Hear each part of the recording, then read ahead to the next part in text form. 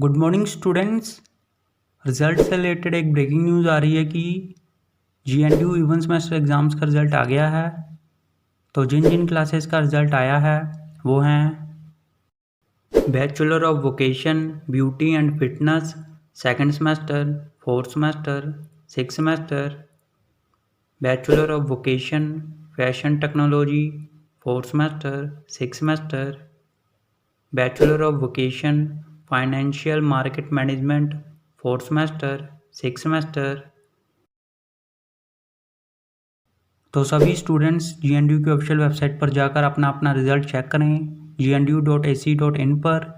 All the best सभी students को। उम्मीद है कि आप सबका रिजल्ट बहुत ही अच्छा आया होगा और सभी स्टूडेंट्स पास होंगे। तो जैसे ही किसी और क्लास का या फिर किसी सेमेस्टर का रिजल्ट आता है तो हम आपको बता देंगे।